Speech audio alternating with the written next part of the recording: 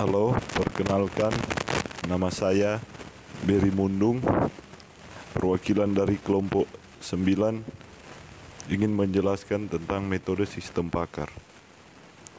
Sistem pakar adalah sistem yang berusaha mengadopsi pengetahuan manusia ke komputer agar komputer dapat menyelesaikan masalah seperti yang biasa dilakukan oleh para ahli. Dan sistem pakar yang baik dirancang agar dapat menyelesaikan suatu permasalahan tertentu dengan meniru kerja dari para ahli. Sistem pakar pertama kali dikembangkan oleh komunitas AI pada pertengahan tahun 1960. Sistem pakar yang muncul pertama kali adalah General Purpose Problem Solver atau GPS yang dikembangkan oleh Newell dan Simon. Sistem pakar adalah suatu sistem komputer yang bisa menyamai atau meniru kemampuan seorang pakar. Tujuan sistem pakar sendiri merupakan paket perangkat lunak atau paket program komputer yang ditujukan sebagai penyedia nasihat dan sarana bantu dalam memecahkan masalah di bidang-bidang spesialisasi tertentu seperti sains, perkayasaan, matematika, kedokteran, pendidikan, dan sebagainya. Sistem pakar merupakan subset dari artificial intelligence. Pada dasarnya, sistem pakar diterapkan untuk mendukung aktivitas pemecahan masalah. Beberapa aktivitas pemecahan masalah yang dimaksud seperti interpretasi. Interpretasi adalah membuat kesimpulan atau deskripsi dari sekumpulan data mentah, pengambilan keputusan dari hasil observasi, termasuk pengenalan ucapan, analisis citra, interpretasi sinyal, dan lain-lain. Yang kedua, prediksi. Prediksi memproyeksikan akibat-akibat yang dimungkinkan dari situasi-situasi tertentu. Contohnya prediksi demografi, prediksi ekonomi, dan lain-lain. Yang ketiga, diagnosis. Menentukan sebab malfungsi dalam situasi kompleks yang didasarkan pada gejala-gejala yang teramati, diagnosis medis, elektronis mekanis, dan lain-lain. Yang keempat, perancangan atau desain. Perencanaan atau desain yaitu menentukan konfigurasi komponen-komponen sistem yang cocok dengan tujuan-tujuan kinerja tertentu yang memenuhi kendala-kendala tertentu. Contoh perancangan layout sirkuit atau bangunan. Yang kelima, perencanaan. Merencanakan serangkaian tindakan yang akan dapat mencapai sejumlah tujuan dengan kondisi awal tertentu. Contoh perencanaan keuangan, militer, dan lain-lain. Yang keenam, monitoring, yaitu membandingkan hasil pengamatan dengan kondisi yang diharapkan. Contoh computer aided monitoring system.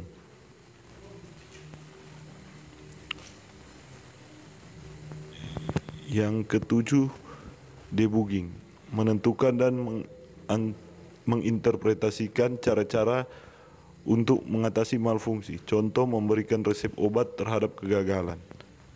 Yang kedelapan, instruksi, yaitu mendeteksi dan mengoreksi definisi dalam pemahaman domain subjek. Contoh melakukan instruksi untuk diagnosis dan debugging. 9, kontrol, mengatur tingkah laku suatu environment yang kompleks. Contoh melakukan kontrol terhadap interpretasi prediksi, perbaikan, dan monitoring kelakuan sistem. Yang berikutnya, komponen-komponen dalam sistem pakar. Yang pertama, antarmuka pengguna. Antarmuka merupakan mekanisme yang digunakan oleh pengguna dan sistem pakar untuk berkomunikasi. Yang kedua, basis pengetahuan. Basis pengetahuan mengandung pengetahuan untuk pemahaman, formulasi, dan penyelesaian masalah. Yang ketiga, akuisisi pengetahuan. Yaitu akuisisi pengetahuan adalah akumulasi transfer dan informasi keahlian dalam menyelesaikan masalah dari sumber pengetahuan ke dalam program komputer. Yang berikutnya, mesin inferensi. Komponen ini mengandung mekanisme pola pikir dan penalaran yang digunakan oleh pakar dalam menyelesaikan suatu masalah. Yang berikutnya, workplace atau blackboard. Workplace merupakan area dari sekumpulan memori kerja digunakan untuk merekam kejadian yang sedang berlangsung, termasuk keputusan sementara. Berikutnya, fasilitas penjelasan. Fasilitas penjelasan adalah komponen tambahan yang akan meningkatkan kemampuan sistem pakar. Digunakan untuk melacak respon dan memberikan penjelasan tentang kelakuan sistem pakar secara interaktif melalui pernyataan. Yang terakhir, perbaikan pengetahuan. Pakar ini memiliki kemampuan untuk menganalisis dan meningkatkan kinerjanya serta kemampuan untuk belajar dari kinerjanya. Yang berikutnya, contoh sistem pakar. Yang pertama ada dendral, aplikasi untuk mengidentifikasi struktur molekul pada campuran kimia yang tidak dikenal. Yang berikutnya, micin, merupakan software yang dibangun untuk mendiagnosis berbagai jenis penyakit. Berikutnya, prospektor, aplikasi yang diterapkan untuk kebutuhan pada bidang geologi. Yang terakhir, XCON atau XL, merupakan software yang digunakan untuk mengkonfigurasi sistem komputer besar.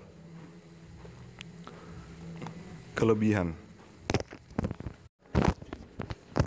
sistem pakar yang pertama adalah produktivitas kerja, yang mana dapat membantu dalam menyelesaikan setiap pekerjaan dalam waktu yang cepat.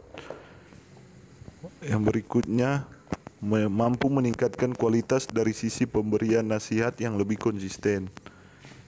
Yang terakhir, memiliki tingkat keandalan yang relatif tinggi serta dapat bekerja secara real time. Kekurangan sistem pakar. Pertama, terdapat kendala dalam mendapatkan pengalaman atau insight baru dengan menggunakan berbagai pendekatan yang dimiliki oleh beberapa pakar.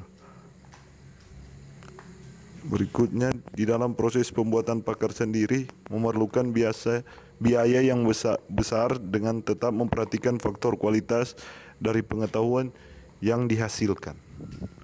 Yang terakhir, hasil tingkat evaluasi dari expert sistem tidaklah bernilai kebenaran mutlak 100%, namun masih memerlukan tahap pengujian secara berkala untuk dapat menghasilkan kesimpulan terbaik.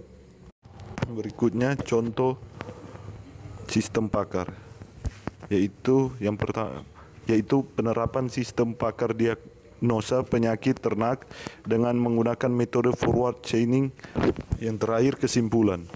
Kita dapat menggunakan sistem pakar untuk membantu pekerjaan agar terrealisasikan dengan lebih cepat dengan proses pengambilan keputusan berdasarkan informasi dan fakta yang ada. Kita juga dapat memilih jenis metode yang akan digunakan dengan mempertimbangkan faktor keuangan dan sumber daya manusia yang ada pada bisnis dengan memperhatikan algoritma dari sistem tersebut dengan menyesuaikan terhadap kebutuhan bisnis yang dijalankan.